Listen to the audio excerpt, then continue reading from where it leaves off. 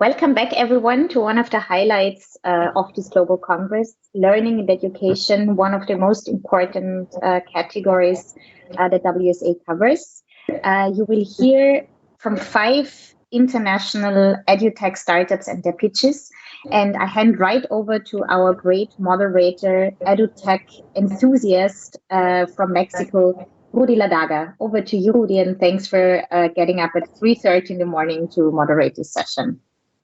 Oh, it's such a pleasure, Nora. It's an amazing category, but let me correct you because I'm always saying this. Education is not one of the most important, it's the most important category of the World Summit Award because, you know, if we fix education, then we transform people into better human beings, and then we can fix the rest of the problems of the world will be fixed by themselves. And I think it's going to be an amazing, I have the honor also to share this panel with my dear friend from the United Arab Emirates, Badr, which we have a lot of adventures in the past regarding education and very interesting talks. And we haven't met, I think, in a couple of years. So it's going to be very amazing to see what is going on in the world in education with him. And just before we start with this amazing set of winners today, a couple of weeks ago, I had opportunity to join a panel, UNESCO, on the future of universities. And I was thinking, what is going to happen with the education and universities in the future? And I remember that I came across this definition on a hipster website that said the definition of university during the pandemic is your laptop, and your water bottle against the world. And I think this says a lot of what is going on with education in the world. And this is a great opportunity to meet what is going on and how technology is helping to evolve education to what is going to be in the future. So we have an amazing set of winners, and let's start with the first winners that are going to pitch their product. It's from Austria. The original title of their product is baff.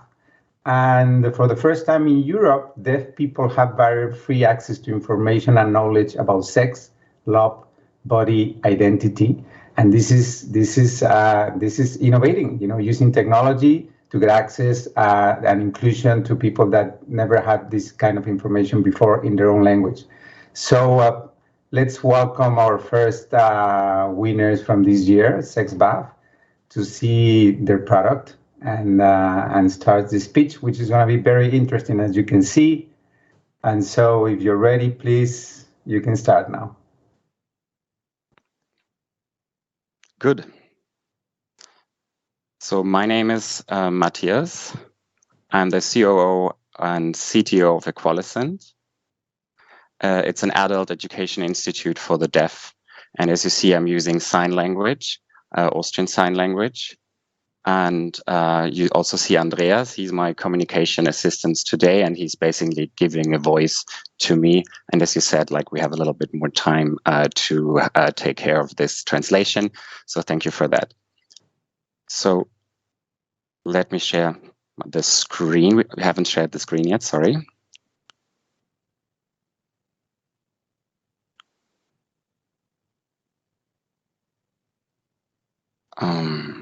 Sorry.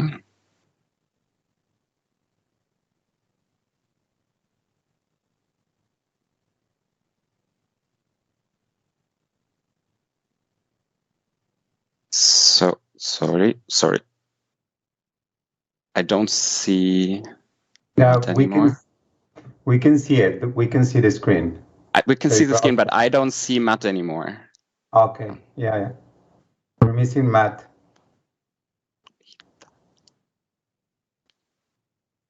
Okay, now I see him. Thank you. Okay, so sorry for that, but so let's start again. Yes. So you've seen my name, but now it's about baff, and I'll start the presentation. I'm very glad to be presenting baff today. It's about sexual education in Austrian Sign Language.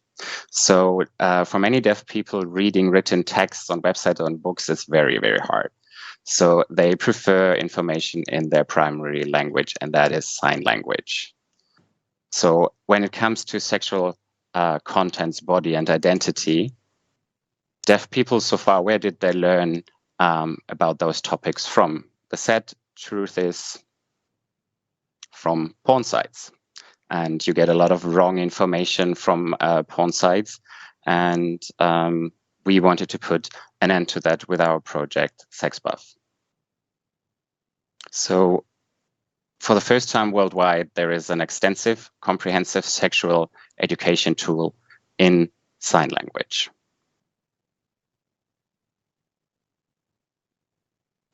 So SexBuff is a website with more than 200 videos in Austrian Sign Language. It is barrier-free, that is accessible, and without wrong-placed taboos. It was always important to us that the information was developed considering gender and diversity criteria.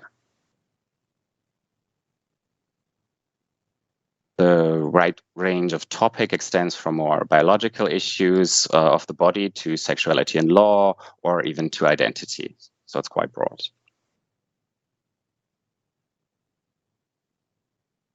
Additional to the videos signed by humans, we have something special, a sign language avatar. Scrolling through the text, you can click on unknown words. The video then opens with an avatar briefly explaining the term in sign language. That is a deaf-friendly digital reading aid and the most modern most modern technology of sign language glossary. So all of this makes our sexual education tool unique in the world. As a result, the deaf users increase their knowledge, self-awareness, and their empowerment substantially.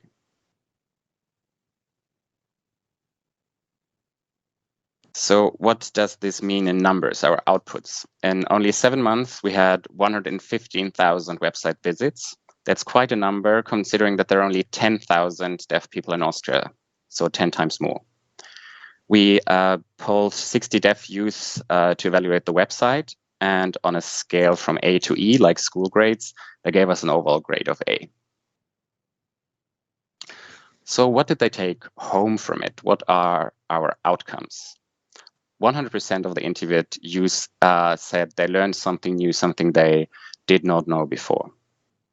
And 85% of the deaf youth said they learned more about their own body, their own needs, but also the needs of others. We contribute to 3 sustainable development goals, being good health and well-being, quality education, and also gender equality. Oh, and by the way, the website has also attracted great attention with hearing people. So we've also contributed to raising awareness about deaf issues in the hearing world. And finally, we are especially proud to say already 3 countries have asked us if they can bring SexBuff to their country, so transferring it to their national sign language and their national written language. So to copy it, basically. So you see, we really get things moving, and we're very happy about that. You see, our project really is getting out there. Thank you. Wonderful. Thank you very much. So now let's move to questions. If we have some questions from the jurors here, let's see.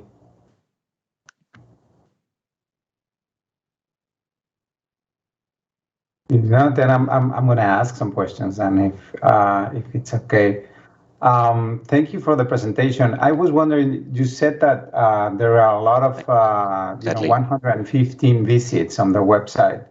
In your analytics, do you know where the people are connecting from?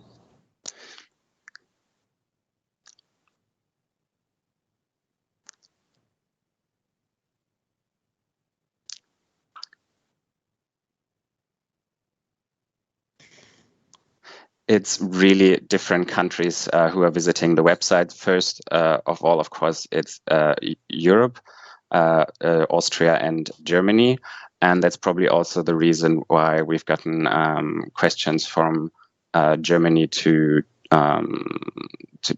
transfer it there. And so Austria, Germany, and also a bit of Switzerland. Okay. And what about are you planning to build a community that can also people start uploading their content to explain some of the things? Or this is only one way that you're going to build the content and then as you're doing it to show it to the people?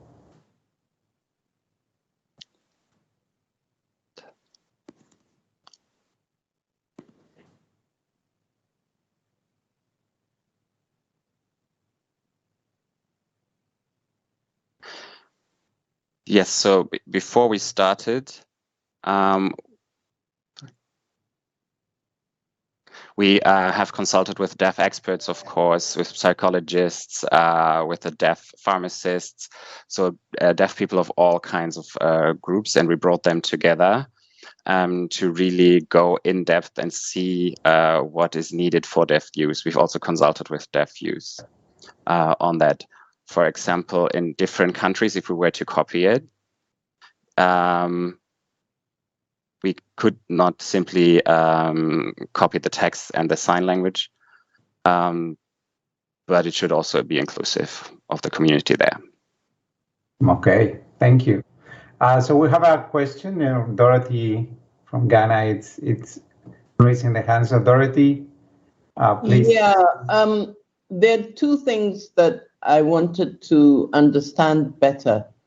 I know that there are schools. Yes. And how you integrate with schools, but also how are you really dealing with the issues around gender fluidity, which are very much part of today's discussion, but did not used to be. So this is a new area. I'm assuming you would have to create a lot of the content.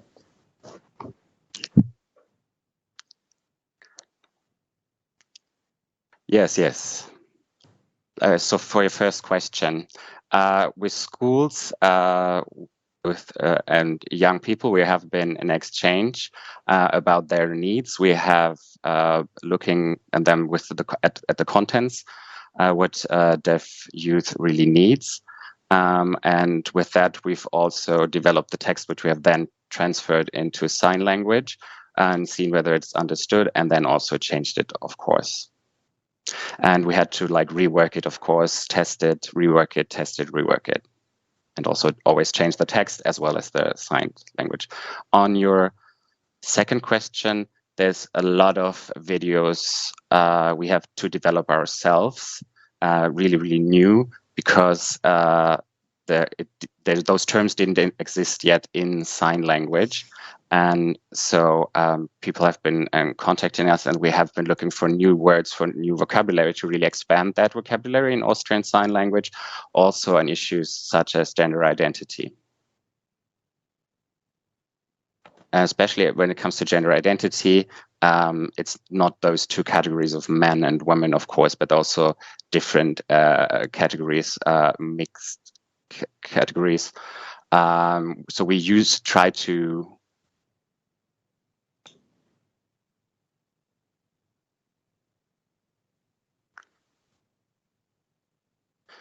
so it's important to stay open on this and to be aware that there's more than those two categories. So that's also why we've consulted with experts of that. And of course, our team was with mixed genders and mixed identities as well. Okay, thank you very much. And we have one last question from Kohansal. Kohansal, can you please? Sure. Thank you. Yeah. Campus, my name. Thank you, Matthias. Thank you, Fabian. Can you give us more insights to the numbers, to the traction you have received? Just sharing some more numbers on your product. How much is it used and so on?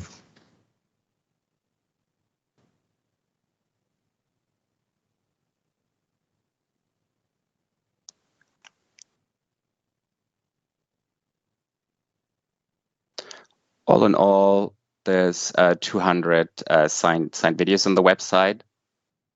About 25% of the vocabulary videos also we had to develop ourselves and negotiate, really, because you want to have a term that really fits it also in our sign language. So we were developing that in our team. And 3 countries have already asked whether we want to copy it. So it would be Germany, UK, and Italy.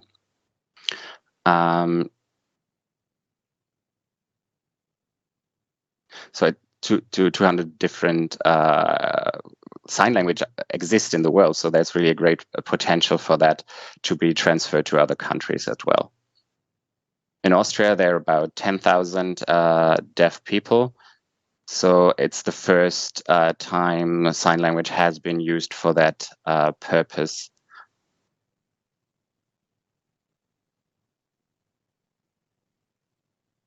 And it's important also to note that sign language has only been recognized as an official language of the country in 2005 in Austria.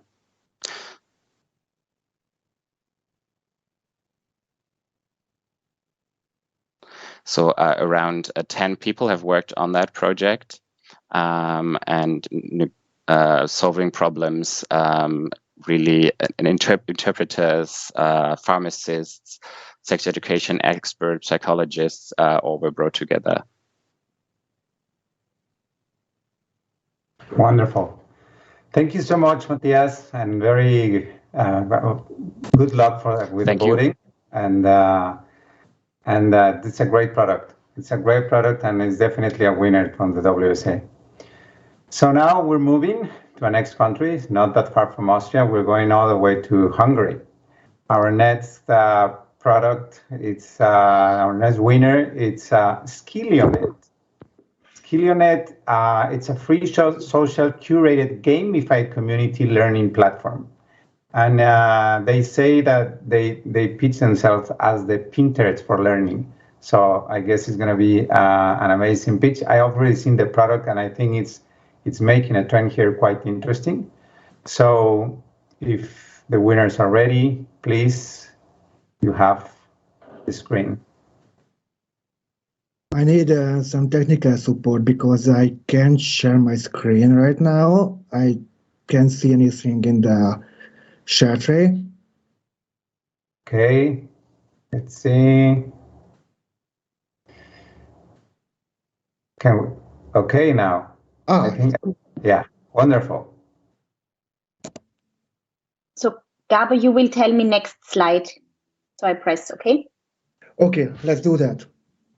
What about if I raise my hand? It means that please jump to the next. Okay. Cool, let's start. So, my name is Gabor, and I believe that learning and education will dramatically change in this decade. Have you ever felt something similar like the emotions of the running guys here? If yes, you are not alone. And soon, this is going to be much more extreme, affecting hundreds of millions of people, mainly in the third world. And this future of work environment needs brand new, much more efficient and much more engaging learning tools and educational services to be able to catch up with the continuously growing skills gaps. And I believe that Skillio is a vanguard of this wave. We developed a disruptive and very scalable e-learning platform, which is democratizing the education because it's not totally free, but our users are rewarded for their learning. It sounds magical, right? How can we deliver that? First of all, our content mashup engine makes it possible to be free. Secondly, the gamification layers on the top of that creates vehicles to reward our users for their learning.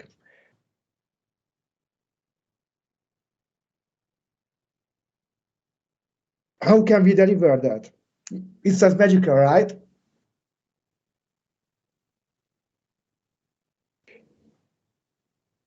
Here you can see our first learning modules about the agile methodologies. All of its contents are crowdsourced from freely available online resources.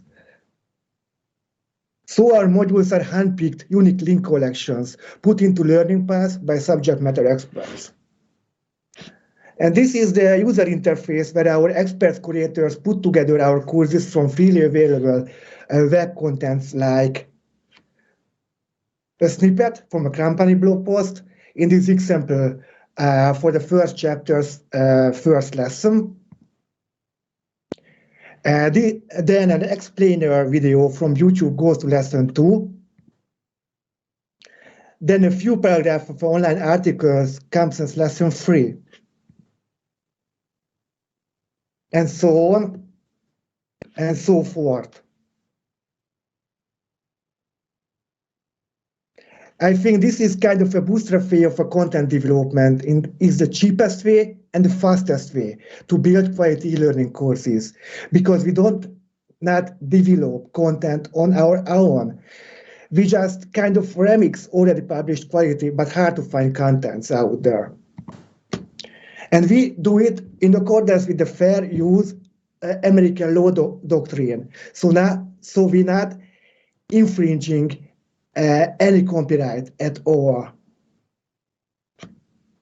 Now let's talk about a little bit about our second pillar beyond the content engine, the gamification layers, which makes possible to reward our users for their learning achievements. We have 2 of them, the learning contest and the credit system for rewards. Time's up. In this case, sorry for the technical issues. It was not as seamless as I planned. The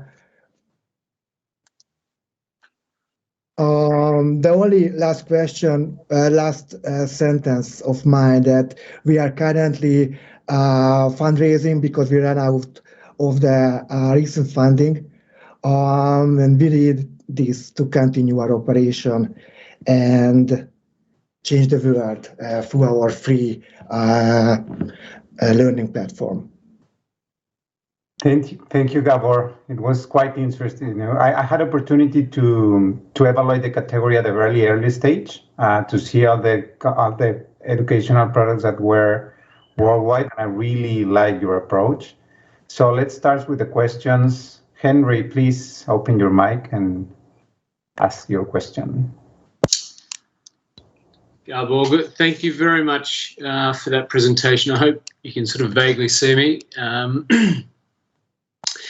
I'm just interested in your target market and the demographic of the product. Yep, I had a slide in our bridge deck about this.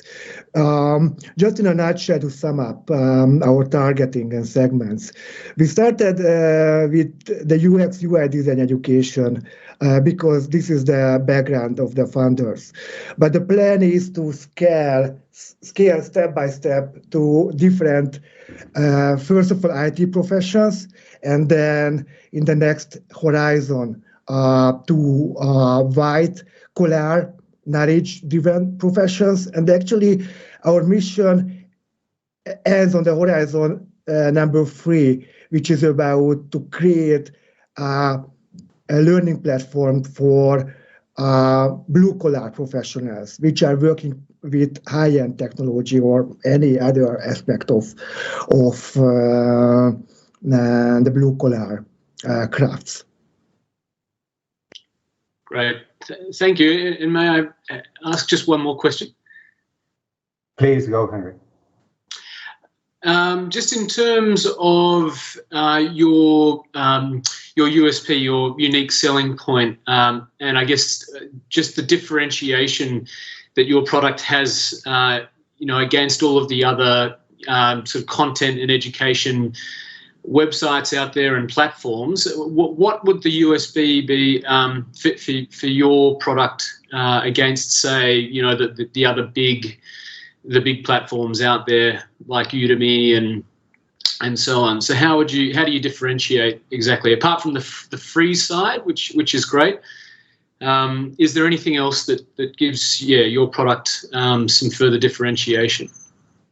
Let me sum up in 2 separated cover. let's talk about the current value proposition, which is free, definitely. This is one of the most important values of our platform. And the second part, which I started to elaborate in my pitch, that we reward our users. After we started to organize learning contests, and we reward the best achievers with our sponsors gifts.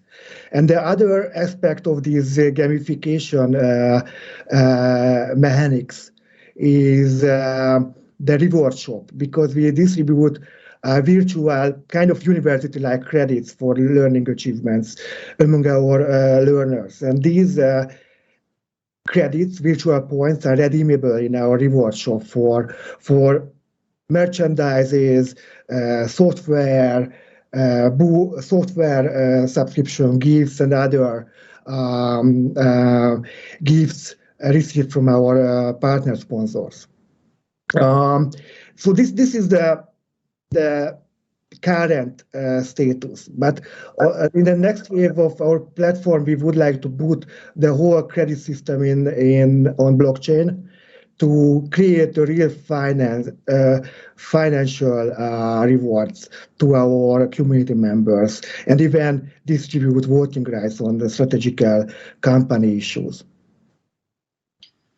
Oh, that's great. Thank you. I was that was sort of a next question of sorts as to the blockchain and whether you might be sort of using any digital currency. But it's great to see that that's already in the vision of the product. So thank you very much. Me too. It was a great question. Thank you, Gabor, and good luck. I love your product. Let's see how it goes with the voting. But thank you so much, and let's go to the next country. Thanks a lot. The next product, the next winner.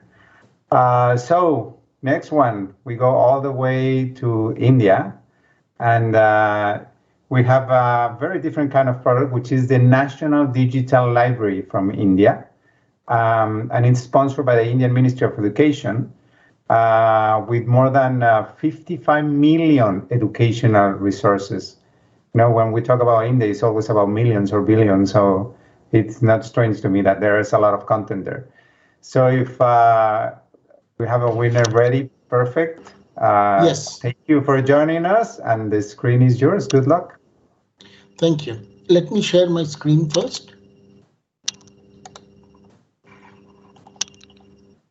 Is my screen visible? Yes, now it is. But maybe on full screen still. Yes, I'll put it on full screen. Is it okay? Perfect. Thank you. So thank you again. Namaste, namaskar. India has the world's second highest population of students, with 1 million Indians turning 18 every month. The physical infrastructure is insufficient, and therefore an open digital system for delivery of educational content was necessary. This is where the National Digital Library of India, or NDLI, which is in and enters. With over 60 million now free educational content from premium Indian and global institutions, NDLI is by far India's largest open access repository. It is also the nation's first and solo effort. The NDLI is powered by a unique metadata that integrates all possible content. User participation is of paramount importance. That is why we run National Digital Library Clubs, a virtual platform to mobilize youth for offline as well as online content and integrate learners. When COVID hit in March 2020, nearly 1.5 million educational institutes across the country shut down. There was panic. Academic calendars were disrupted. Overnight, learners were cut off. We responded immediately by launching 2 services, Study at Home and COVID-19 Research Repository. Both services aim to ensure that learning and research can continue. Study at Home focuses on students in school and higher education, a demographic of over 300 plus million students. Massive curated contents were made available, targeting specific user groups. The COVID Research Repository provides researchers with various kinds of available solutions and the only dedicated portal of this kind in our country. In tandem, we ran nationwide social media campaign to drive awareness about our new services, and that drew a huge attention. Since COVID broke out, 138 million NDLI resources have been downloaded. Traffic to our site has multiplied by 15-fold, and we have 6.5 million registered users and millions joining free without registration. Our online campaign has reached 20 million individuals with over 100,000 people participating in our engagements. Our testimonials from the Prime Minister to every other person has been our great encouragement. Our pandemic work has been recognized by one and all, thanks to WSA, UNESCO, and many others. Looking ahead, we remain connected, we remain committed. The government has ensured another support for the next 5 years from now on, and therefore we shall continue to contribute to SG4 by ensuring equal, inclusive access to quality education and lifelong learning opportunities for all. We thank all of you for recognizing us and supporting us. We also feel that for all the others that I have seen here today, we can integrate all your content into National Digital Library of India if you wish. Thank you. Thank you so much. This was a wonderful presentation. As I said when we started, with India, it's always about millions and millions of likes and millions of engagement. So we have a first question from Hansal. Please open your mic and say your question. Yeah, thank you very much for the presentation. I really liked it. The learning materials you offer, in what languages are they available? They are available in 400 languages. 400 languages. Okay. Yes. Okay, thank you. All Indian languages, all languages of the world. You can search by language, you can filter by language, and English being predominant, but we have almost all languages here. Okay, thank you very much. We also have, you can type in not only in English, but you can also type in your queries in 10 Indian languages. That's from my side. Thank you. Wow, thank you so much. I have one question. You know, there's so many content, so much content. So as the numbers that you showed us of the engagement in social network demands a lot of human capital. How many people work in this project? 155. Yeah, it makes sense. And this consists of technical staff who work for the IT infrastructure, staff who work for curation, which is our largest, but we have reduced from more than 200 now to 150 by automating the curation pipeline. And because we have automated the curation pipeline, we are able to produce more than 250 curated content per person per day, which was actually 2 or 3 per day per person's curation. We have increased it about 100 times by just a semi-automated AI-based pipeline. Wow. And how about, how is this impacting in homeschooling? Can I use this library to actually learn by myself and get an official certification from the, Not certification, but all our homeschooling content, which is offered by the Indian government through the Ministry of Education, not only from the central government, but from 17 state governments. All their content is available here. So you can study using these content. But for certification, you have to apply to them and get their certification. But you can read the content free from here. Secondly, we are offering almost twice every week, we are offering NDLI club events where people participate in competitions, writing answers, and there they get certifications from us. So that has become a huge success. The government, after the success, has now mandated that every college must have an IndiaLi club, and they are now producing content. So teachers and students are producing content which is adding. So the regenerative cycle has started. Well, so you're moving from you creating the content using automation to now creating a community that is engaged, and now it's it's self-producing content also. This is wonderful. It's an amazing product.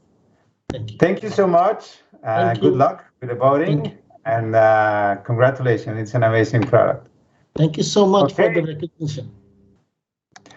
So we now go to our next winner.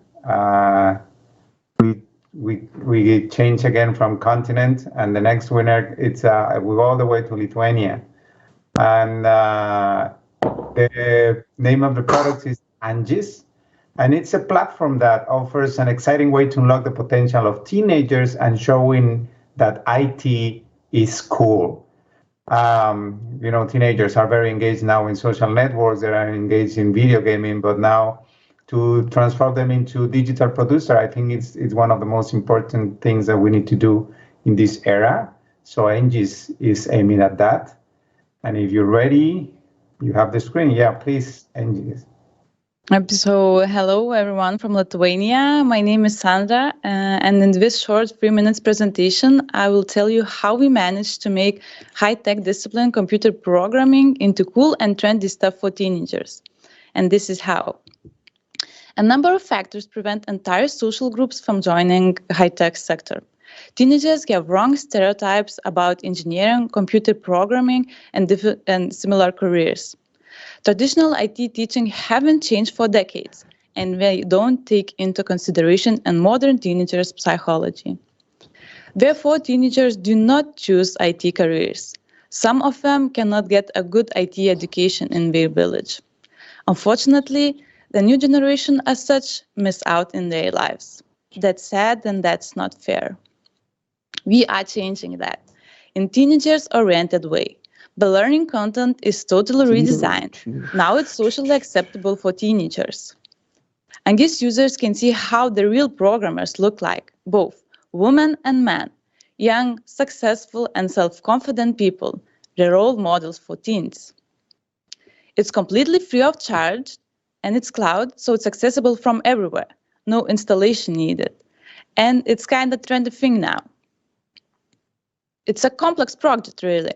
It's an entire platform where video lectures, code editor, wiki, and homeworks are all nicely interlinked. You cannot wait for the next episode of Angis lecture, a little like animated series on Netflix. Attractive artwork and gamification make it fun. Exciting assignments keep teens interested. We are a small country, but impact was large. The interest in IT has surged. Now it's not boys' thing anymore. We succeeded in making programming classes a really trendy social phenomenon by packing it in a teenagers-oriented way, focusing on teens' psychology to boost social approval from peers, recruiting teachers that are the role models for different social subgroups. Started in one country, and guess now it's planning expansion to the Nordic Europe. And this learning resource will stay for decades. Thank you. Thank you so much, Sandra. This is a wonderful presentation and a wonderful product. I will start with the first question. It's free, so how are you funding this? How is your business model? How are you making money with this? It's our company's social responsibility project, really. So we are funding this. So it's a non-profit, right? It's a non-profit approach. Yes. Okay. And I'm also I wasn't a winner a couple of years ago, and also trying to reach teenagers. And last week I have interviews with teenagers, and one of the things that really was interesting that to see that they want all to become TikTokers or YouTubers, or they're aiming to this more as social media engagement. And I was reading some statistics, and it says that A teenager makes an average of 6 selfies per day and posts it in social media. So how do you think that you can move from this trend of become famous TikTokers, YouTubers, to actually go and do the coding with what you're doing? As I mentioned in the presentation, that there is a gamification part. So there is 14 levels. And it's unlocking one by one. It's like a game. So we have, after the video lectures, you learn some fundamentals, some basic stuff, and then you have to make an assignment. And just only after finishing that assignment and making the assignment correctly, you can proceed to another level. So this is like a game for them, probably at the first. Thank you. We have a question from Dorothy first, please. Dorothy. This is really an exciting project. I'm just wondering, we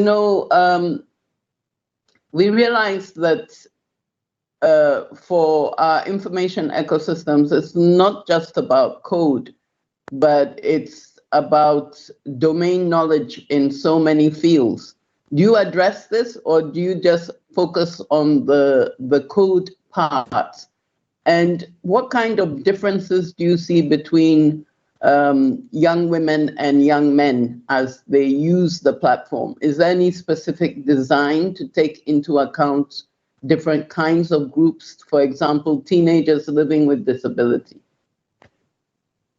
Yeah, so while we were creating the platform, we were searched a lot of teenagers, girls and boys, and after all the feedback, we made all the levels and all the role models for interesting for boys, teens girls and teens boys. So it's accessible. It's acceptable from both parts of them.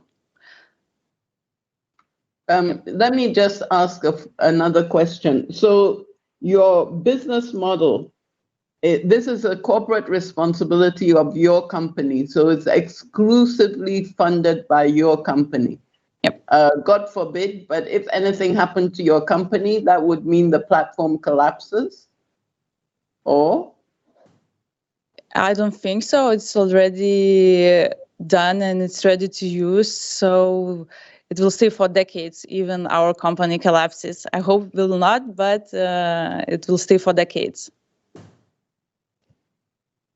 Thank you. Thank you, Dorothy. Now we have also one more question from Henry. Henry Dobson, please. Thank you. Dorothy just asked my question anyway about the business model, but just to be clear, so there's actually no sort of business model per se for the product. It is fully funded by the company, as you say. There is no selling as such. Okay. That's unusual, but that's good. Thank you. Thank you. Okay, and just before we move to the next one, I wanted to ask one more question, Sandra. How do you talk about gamification? But is there also some tools to engage and to build community with your platform? Can students interact with them, help them, or have some kind of cohort learning, or is this only a self-paced experience? So the platform has an ability to create their own programs. So we already created a lot of games, so we can share with others, with their peers, with the parents, teachers, and so on. So we can share the programs we created, the games we created, and this is like building a community.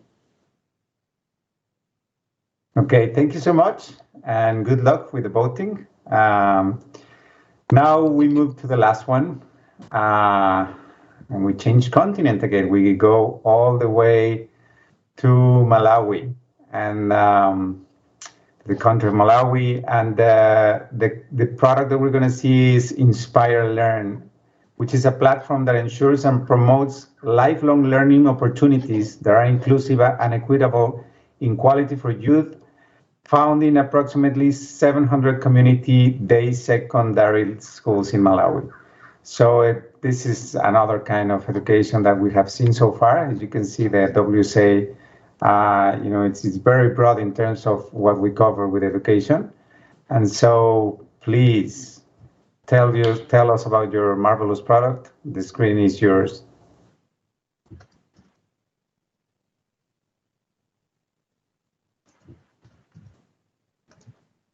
I think we're having a little problems. Oh.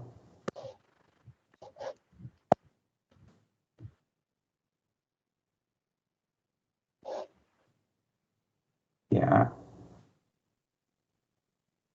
It looks like the connection is broken. Let's see if we can get our winner back.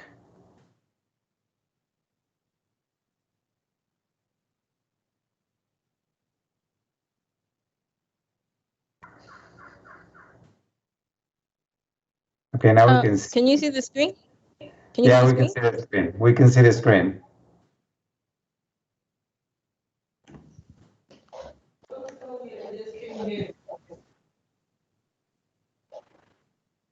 Hello?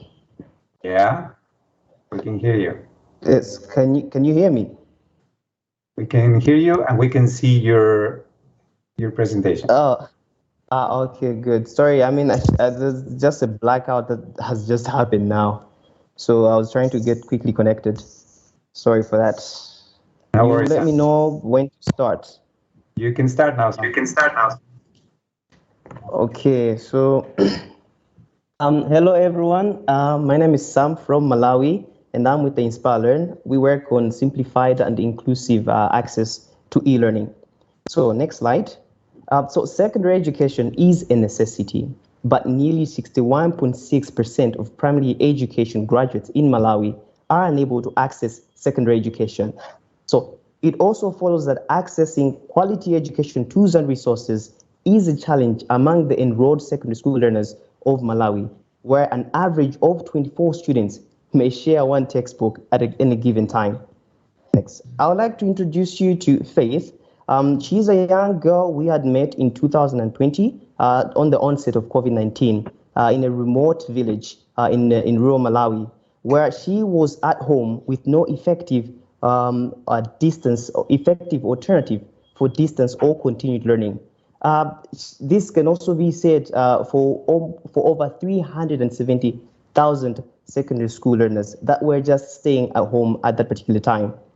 Now, this is where we come in, and we provide a simple and offline educational platform that is accessible on low-end feature phones and more. And this gives the learners in rural communities an opportunity for continued learning that's mitigating the digital divide challenges in inclusive and quality education. Now, understand that our solution works in remote and marginalized communities with little to no ICT infrastructure. The next slide, as you can see on the next slide. So we are helping our nation in achieving the SDG number 4 by working with the enrolled, with the special needs and the refugees themselves, including the school dropouts. So our solution includes all this, bundles up all these users in one. Over the span of a year, we've been able to work with 2 secondary schools and about 53 students, and we've been featured on prestigious media groups such as BBC and Voice of America, and also collected a number of multiple awards, national and international wide. Our business model works on a fixed subscription, about $2.45 for a subscriber a month. And we work with learning institutions and other nonprofit organizations. We have a young, vibrant team that is assisted by the hubs and the National Commission of Science and Technology.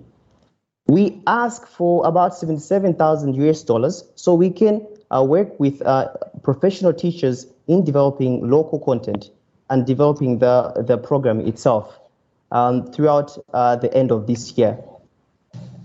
And this is what we had for you from InspireLearn. Thank you.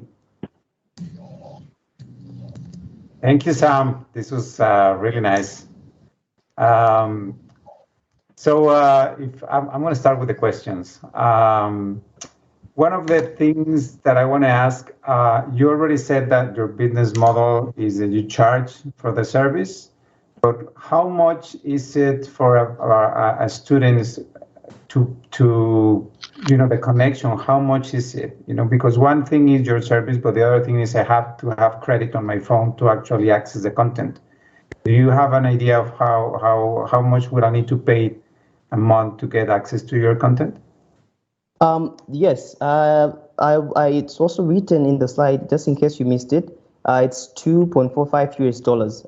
That's a fixed price. So that's on a monthly basis for each student. But that covers also that because to get access to your content, I need to have a network connection, right? No. So no. How it works, you don't need a reliable internet access to actually get access to our content. So basically, you get the content preloaded at when you're loading the content in the first time. So for example, you buy a mobile device, or we deliver to you, and then during the installation, you select what you like to enroll in or have access to, pertaining whether you are a school dropout and you like distance learning or continued learning, or whether you are special need and you like some specific assistance with, let's say, voice, or maybe you like a lot of graphical content on it. So that is just a once-off in a while. So after some time where you need updated information, you can get to your school and get that content updated. So internet access isn't always on a full-time basis. Wonderful. Yeah, you answered my question. The other question I want to ask you is, so you said that you're working with 2 secondary schools right now, right? Yes. How are you planning to scale up to make this, accessible to everyone? Okay, so as soon as we are done with our beta version, which we are in the process of working on right now, we are going to get involved with some authorities and departments in the ministries of education here right in Malawi, and also the National Commission for Science and Technology, which is responsible for being able to scale out such technologies or innovations to the communities. So we'll work on a relation basis with these institutions, with the help of them, to be able to formulate the content and then be able to package that content and also acquire the necessary tools to be able to work with the learning institutions in the end. So it's a whole ecosystem of different people playing different roles, just using our learning platform itself. Wonderful. And one last question. So you're scaling up using access to all these stakeholders that are going to be part of the process. How are you measuring how do you measure success? Do you have some key performance indicators on, this is the students before our platform and after the platform, this is what is happening with the students? Do you have some idea how are you measuring this? Yes, in fact, this is how it's all structured out. Our learning platform, although being offline for most of the time, we have direct access to the actual students via SMS and USSD. So with these technologies, we're able to actually even get the messages or feedback, in a sense, from the learners themselves. And we can be able to see it on our back end here, how many learners are using the platform and on how frequent basis are they using it too. So in a nutshell, we're able to gather that information and be able to measure the level of impact to say, because we also have that direct communication with the learning institutions that they are from. We're also able to directly validate the data we're also seeing on our end. So in a way, we're able to see how many students are actually making improvements whilst using the platform, and how many are actually got more anticipation from making progress. So for example, let's say we have a specific module that is targeting a group of students that is preparing for let's say a national exam. So we'll be able to see for those that were using the platform and in terms of how they performed, and those that were not using the platform and how they performed. If we had to put them to say they were all trying to do distance learning in that kind of setup of environment. Wonderful. Thank you so Thank much, you. Sam, and good luck with the voting. Thank you. You are the last one. We have finished, and now we will have a small discussion on what we have seen. And for that, I want to. If you want from Dorothy. Oh, sorry. Yeah, sorry. One question from Dorothy.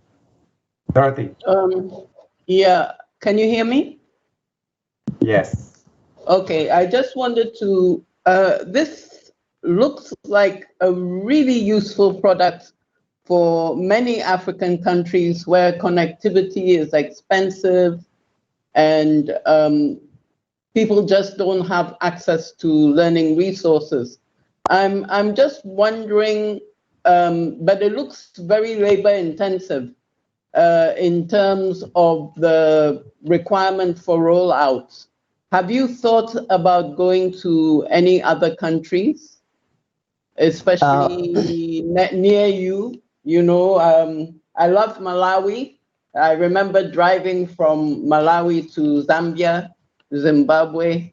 You know, there's a lot near you. Mozambique. Yes. Yeah. Thank you so much, George, for that, and I'm glad you've actually been to our country.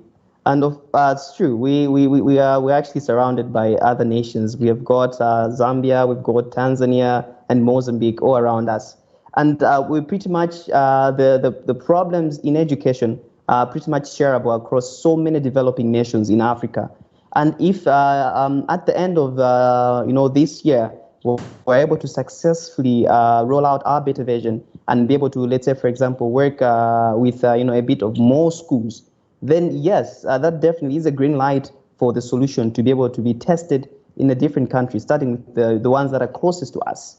So I believe that this solution isn't one that isn't just structured for Malawi itself, but also for so many nations that all experience connectivity problems or access to electricity itself, that they can be able to have this as a starting point, or even just one that can actually be able to keep them have at least quality access to such education resources. Let me encourage you to link up with your UNESCO office. Oh yes, thank you so much. We actually have been in talks, but I'm going to remind them that we've just spoken with Dorothy. Thank you so much, Dorothy, and thank you, Sam. It was a wonderful pitch, and it's a wonderful product as all the other products